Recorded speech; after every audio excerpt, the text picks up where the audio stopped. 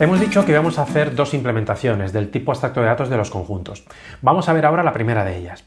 Para eso, pues nos vamos a basar en el tipo abstracto de datos lista que ya conocemos de las últimas semanas. Y aunque no vaya a ser la implementación más importante que vamos a ver este curso, sí que nos va a servir para ver algunas funciones de las librerías de C++ que conviene conocer. A modo de recordatorio, vamos a empezar aquí mostrando las operaciones que queremos implementar para el tipo extracto de datos conjunto. Ya hemos visto que tenemos para crear un conjunto vacío, para insertar o eliminar elementos de un conjunto o para saber si un elemento está o no en el conjunto. Y luego pues saber acerca del tamaño, sobre si un conjunto está vacío o no. Bueno, pues la primera implementación que vamos a ver, como ya he dicho, es la implementación mediante listas ordenadas. ¿En qué consiste? Pues básicamente mi clase va a tener un único atributo que es de tipo lista. Cuando digo de tipo lista, me refiero a lista como tipo abstracto de datos, ¿vale? Independientemente de si esa lista luego está implementada mediante un array o está implementada mediante una lista enlazada doble, simple, etc. Esto para mí es una lista. Este atributo, pues obviamente va a tener los elementos del conjunto que yo quiero representar, pero me voy a cuidar de, por un lado, almacenar los elementos en orden ascendente, porque así luego me va a ser más fácil buscarlos, y por otro lado de no almacenar duplicados, porque ya he dicho que en los conjuntos los duplicados pues son irrelevantes. ¿Vale? De este modo, por ejemplo, para representar este conjunto que veis aquí a la izquierda, yo voy a tener una instancia de mi clase conjunto cuyo atributo listElems pues va a ser esta lista de aquí. Como veis, pues contiene los elementos del conjunto ordenados de manera ascendente. Bueno, pues a mí cuando me toque implementar esto, pues yo voy a declarar un tipo de datos, una clase llamada setList, que va a ser paramétrica con respecto al tipo de los elementos del conjunto, y como ya he dicho, pues tendrá el atributo listElems, que es de tipo lista, y fijaos que aquí este tipo lista lo he representado mediante pues un identificador list que yo esté definiendo aquí arriba, y fijaos que he dejado la definición aquí en suspenso, la he dejado aquí en blanco. ¿Qué candidatos tengo yo para colocar aquí en esta definición? Pues una lista puede ser un objeto de la clase vector de la STL o la clase list de la STL. En el primero de los casos implementa las listas mediante un array, en el segundo de los casos implementa las listas mediante listas doblemente enlazadas. ¿Cuál de los dos tipos voy a utilizar? Pues de momento no lo sé, ni me interesa. Para mí las listas las voy a ver como un tipo de datos abstractos. Solo me voy a preocupar de si escojo una implementación u otra cuando tenga que hablar del coste, pero eso será después. Bueno, pues para dejar claro un poco la correspondencia entre esta clase setList y el modelo, pues voy a definir la función de abstracción aquí, ¿vale? La función de abstracción recibe una instancia de la clase list y entonces me dice que para un objeto de la clase setList el modelo que representa es el conjunto de los elementos de la lista, ¿vale? Es decir, donde i recorre desde 0 hasta el número de elementos que tenga en la lista, pues entonces la abstracción de S es el conjunto de todos esos elementos. Por otro lado, el invariante de representación lo voy a tener que mantener a lo largo de todos los métodos de la clase setList, que quiere decir es que la lista está ordenada, es decir, que para toda posición i, j que se encuentren dentro del rango de la lista y de manera que i sea menor que j, entonces el elemento iésimo de la lista, el elemento que está en la posición i, tiene que ser estrictamente menor que el elemento que está en la posición j, ¿vale? Con eso estoy diciendo que la lista está ordenada de manera ascendente, y además estoy diciendo que no hay duplicados porque esto es un menor estricto y no es un menor igual. Bueno, pues ahora vamos a ponernos con la implementación de todo esto. Vamos a empezar por las constructoras y el destructor. Respecto a las operaciones constructoras, bueno, pues setList, la constructora por defecto, pues tiene que inicializar el atributo listElems a la lista vacía. Bueno, eso ya lo hace el constructor por defecto de listElems, por tanto, pues no tengo que hacer nada aquí. Con respecto al constructor de copia, pues lo único que hace es copia la lista de elementos del conjunto del cual yo quiero hacer la copia y lo asigna a la variable listElems, que es esta de aquí. Bueno, pues y eso se delega en el constructor de copia de las listas. Y luego el destructor pues no tiene que hacer nada. El destructor, si yo no pongo aquí nada dentro del destructor, pues automáticamente se llama el destructor de todos los atributos. En particular se va a llamar al destructor de listElems.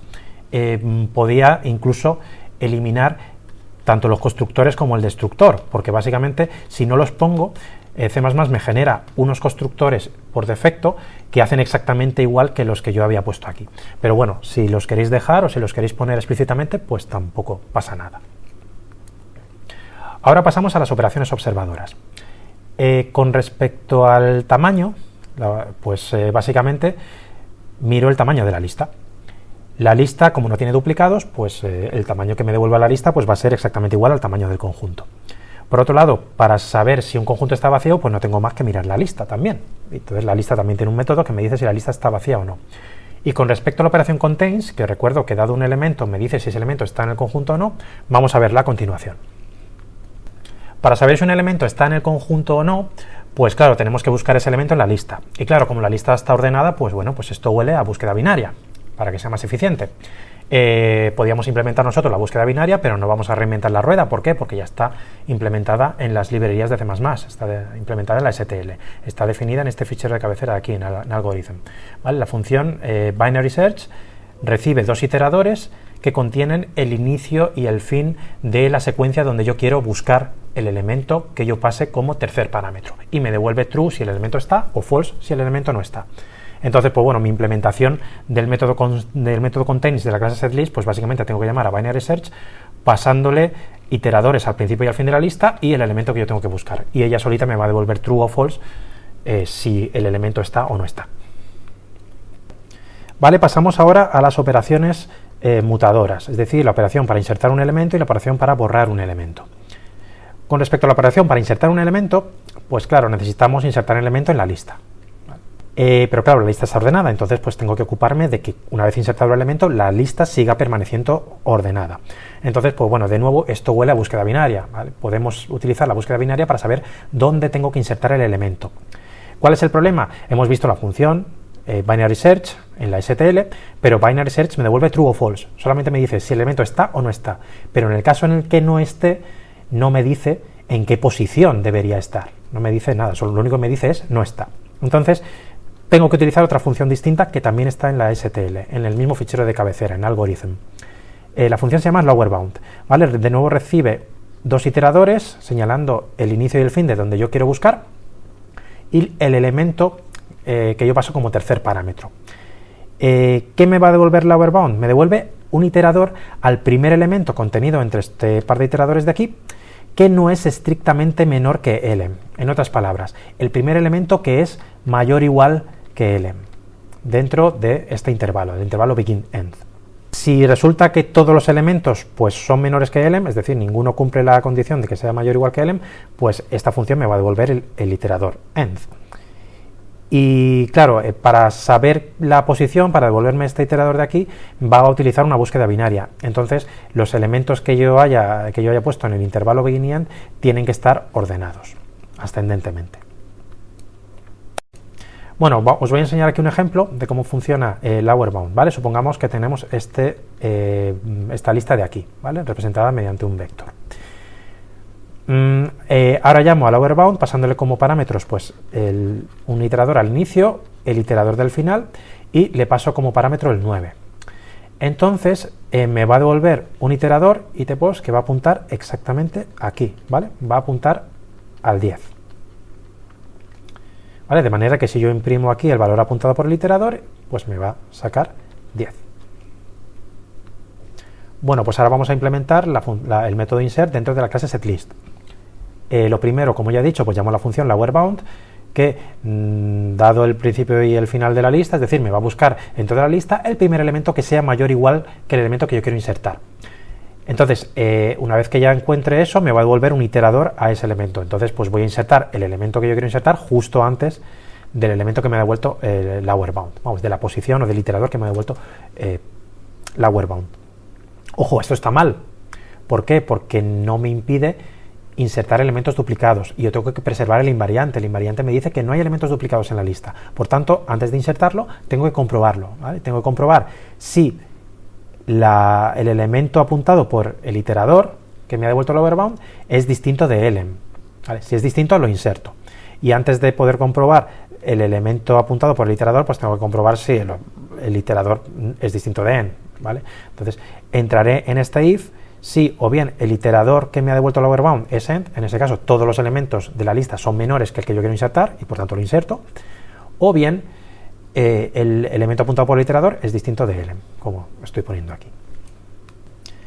Para borrar de un conjunto, pues más de lo mismo. Voy a volver a llamar lowerBound, buscando ese elemento, entonces compruebo si la posición que me ha devuelto el lower bound contiene ese elemento. Si no está, pues entonces no haría nada, porque entonces voy a borrar un elemento que no existe dentro del conjunto. Pero si está, ¿vale?, que es lo que dice aquí, entonces voy a borrar, voy a llamar a la función erase del tipo abstracto de datos lista, que me borra el elemento que hay en la posición, o en el iterador, digamos, que yo estoy pasando aquí como parámetro. Bueno, pues ya he terminado de implementar todas las operaciones. Y ahora pues llega la gran pregunta. ¿Por cuál de las dos implementaciones de las listas me decido? ¿Por vector o por list? Bueno, pues para decidirnos vamos a saber qué operaciones hemos realizado o qué tipo de operaciones hemos utilizado. ¿Vale? Por un lado hemos utilizado la búsqueda binaria. Si la llamamos a función binary search sobre los elementos de un vector de la STL, es decir, una lista implementada mediante un array, ¿vale?, lo voy a poner aquí arriba, voy a dibujar aquí el array, pues entonces la búsqueda binaria, pues como es de esperar, tiene coste logarítmico. Sin embargo, si yo lo hubiera hecho sobre unos iteradores que yo he obtenido de una clase list, es decir, pues la implementación mediante listas enlazadas dobles, pues en una lista enlazada doble yo no puedo hacer una búsqueda binaria. De hecho, aunque el método se llame binary search, no realiza una búsqueda binaria cuando lo aplico a iteradores obtenidos de un list. Entonces, pues va a hacer una búsqueda secuencial y por tanto esto tiene coste lineal con respecto a la longitud de la lista. También he utilizado la función lowerBound. LowerBound pues es parecido a una búsqueda binaria, es decir, en un array va a tener coste logarítmico. En el caso de las listas no va a ser una búsqueda binaria como tal, va a tener coste lineal. Con respecto a la inserción, hemos insertado en mitad de una lista. Sabéis que en un vector eso tiene coste lineal en el caso peor. ¿Por qué? Porque si yo quiero insertar un elemento dentro de un array, tengo que desplazar los restantes elementos una posición hacia la derecha.